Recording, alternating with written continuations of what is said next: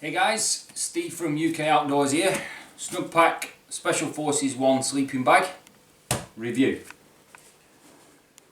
I'm going to show you the comparison between this one, which is part of the Special Forces sleeping system from Snugpak, and this one, which is the British Army modular sleeping system. Both similar in temperature ratings. This one is about 3 times the price as this one. However, this one's brand new, this one's army surplus, so there's a bit of a trade-off. Do you want a brand new bag? Do you want an army surplus bag? You might get a duffed end of the stick with this. Like for instance, when I got this bag, the stuff sack isn't the right stuff sack for the bag. It's more or less impossible to get it in. You've got to jump on it, squeeze it, squash it, whatever. I think the stuff sack for this is actually for the lighter weight version, it says on the outside. This says, yeah, lightweight bag, stuff sack, and the medium weight bag, so it might look a bit wider, it might be easier to put in, but if you get it and you say, whoa, on that video it looked a bit thinner, don't blame me, I've been given the wrong stuff sack. Right, let's talk through the specs. So we have the Snugpak Special Forces 1. On the actual packaging itself, it says that it weighs 1200 grams. Normally, when people claim things, you tend to get a little bit disappointed because quite often they say something and it's not entirely true. Like for instance, they said that this will compress to 16 centimeters diameter and 16 centimeters that way. I can't see how this is going to compress any more than what it is, and it's not 16 centimeters. It's probably closer to 20 odd. But the weight of it actually comes in low. I put it on the scales myself last night and it comes in at 1093 grams. So it's actually lighter than the 1.2 kilograms that they say it would be. This one is 1.6 kilograms. So there's a good 400 odd grams difference there. Not a massive amount of weight, but if you do that across every piece of your kit, then you quite a substantial saving. So this one's lighter, much more expensive. This one's a little bit heavier, bulkier, a lot cheaper. The comfort rating on this one is 5 degrees C. The only information I can find on this one says 10 degrees C. However, when we slept out last night, it was 7 degrees and we were comfortable in both. We both felt fine. So there you have it. So here I am, guys, in the Snugpak Special Forces 1 bag. It's 25 to 11 at night and it's 10 degrees out, and according to the weather app it's going to get to about 7 degrees in the morning. So we're going to see whether the bag actually feels warm when it gets down to 7 degrees. It's been rated for between 0 to 5 degrees, and I'm pretty bloody warm now. So there we have it. I'm in Blackburn, Lancashire, and it's 10 degrees now, and there we go. If you can just see there, at 1 o'clock in the morning they reckon it's going to get to about 7. I'll just let you know my setup. So I have my British Army BB bag, and then I've got the sleeping bag underneath, and I am fully clothed. I know it's summertime, but I figured with it being not a super warm night tonight, I don't really fancy getting up in the middle of the night having to bloody get a pair of pants on and a jumper. I figured if I get too hot I could always strip off.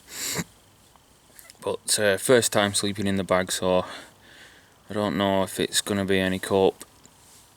But well, it should be, because it says it's a 3-season sleeping bag, so it should be all right. But that's how I sleep when I go out bivvying. I always have my clothes on, and so I'm just trying to replicate exactly like for like as what I would do out and about. So if I sleep all the way through, I'm obviously warm enough. The idea is I wanted a bag that could get me sort of 3 seasons most way, you know, through the spring, summer, autumn. I've got a big chunky bag for the winter, but I wanted to get a lighter bag, one that I could do a bit of trekking, you know, hiking up in the hills and getting in the mountains and stuff, and then maybe sort of bivvy out while I'm up there. And I needed a lightweight bag to do so. Right, I'm gonna get going now. My lad's by the side of me. I'm not going to put him on video because YouTube started asking bloody stupid questions. Is the kids in the videos or whatever? So anyway, gonna have a few games or something now, and enjoy the rest of the night. So I'll let you know how it goes. Cheers, guys. Okay, here's the 2 bags in all the glory. Here is the Snugpak Special Forces 1 bag. This one's a British Army bag. If you can see, the British Army one is much wider than the Snugpak one. I do believe, although I don't know too much about this particular bag, that this is the one that's supposed to go on the outside. It's got instructions somewhere in one of the labels that I've seen that it says the lightweight bag must go inside the medium weight bag, and I think this is why this one is wider. This bag, if you can see, has more of a traditional sort of mummy shape to it, whereas this bag is more of a sort of a cocoon shape to it. Some of the things I like about the Snugpak one is a central zip. I'll prefer a central zip myself. It's just easier, whether you're left-handed, right-handed, whatever. It's just nice and easy. You can just sort of zip it down the middle and it's done. Some of these bags, like this one, where the zip is on either the left or the right, you're having to sort of lean over and pull it. It just gets quite awkward. So I like the idea that this one is in the centre. Zips. It feels nice and smooth. I've not managed to snag it yet. And if you come and zoom in closer to this cameraman, we have this. It's like a webbing, like a nylon webbing that's sort of stitched on the zip, and it sort of helps it from stop snagging. Whereas on here, you've nothing really to stop this bit of material getting stuck in there. However, the zip is a chunkier zip on the British Army one. Might be a good thing, might be a bad thing. Don't know whether the chunkier zip might mean that it's not going to get snagged and it's probably going to be more heavy duty, possibly. Maybe that it just adds an extra unnecessary weight to the bag. This one, I think they've overcome the problem by putting that little attachment there, a little webbing. Don't know. Anyway, seems like they've thought about it anyway. So let's have a look inside the bag. Oh, both of the bags have these Velcro on to stop the bag from opening up when you're sleeping. Right, there's nothing too much to report about this particular bag inside, other than you've got a reinforced panel stitched in there. So if you do wish to get in there with your boots on, if it's absolutely lashing it down, you've got inside your bivvy bag, you don't want to be putting your boots out and about, you can put them in here if you want.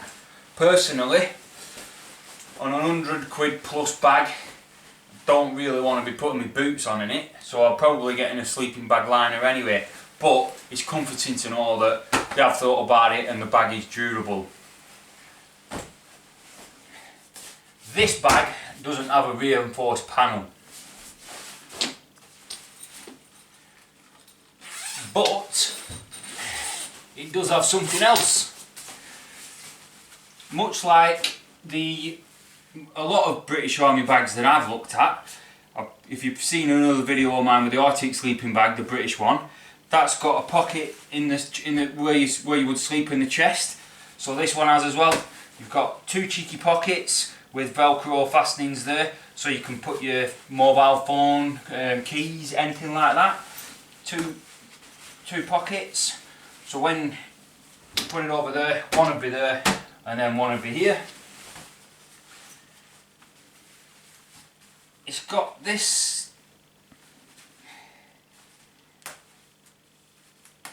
Oh, I'm assuming that this is part of the baffle system, maybe the modular system. I'm assuming.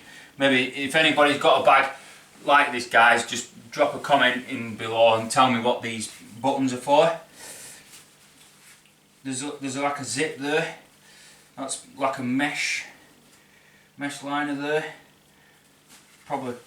Perhaps should have done a bit of research on this, but yeah, these buttons are quite stiff. I'm frightened of ripping the material. We'll leave them there anyway for now.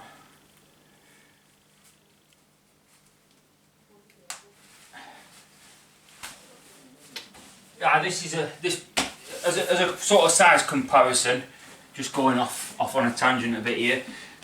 This bag is a large bag, and this is aimed for sort of people of 6 foot above. I'm 6'3", and both bags fit me nice and comfortably. This bag has a little bit more room in the head. This, hang on, and I think I know why. Right. Yeah, you've got a good 4 inches above me there. If you look at the bottom of this bag, it's oval shape, and it's designed, it's stitched so that when you put your feet in at the bottom, you've got room. It's not feeling restricted on your feet. Whereas this bag isn't. You've got a small area, but it's going that way, which is not good. Well, it's okay. You know, a lot of bags that are just sort of stitched round the way, and not even thought about the foot pattern. But this, I really do like it because it's got plenty of room for your feet. You really have thought about that there. If you could just imagine your feet going there, that's a good feature. Got little toggles here to hang them up, and same with this bag. They've both got toggles to hang them up. Now also, there's another one for you guys if anyone's got one of these sleep systems, or if there's any ex-army characters out there, or anybody that's in the army now can help me figure out what these are for. I'm assuming they're for tying onto something, but I'm not quite sure what. There's a few of them. One there, one at the top. There seems to be quite a few of these little string sort of attachments. I don't know what they're for, but they're obviously for some purpose.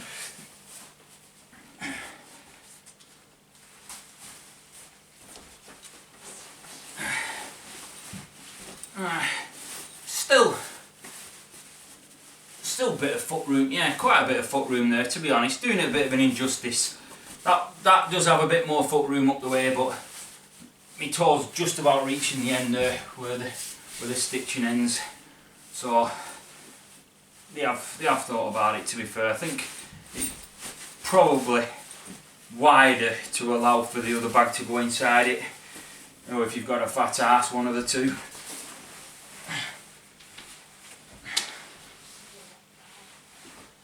Alright, feels nice and warm, this one, bit comfy.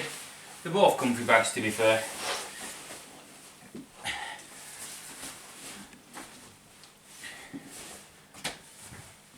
They've both got a hood that pulls up, so that's a stretchy one, and this one is like similar, I think it's like a cotton version of paracord, really, something like that. Feels like paracord but more cottony, if you get me.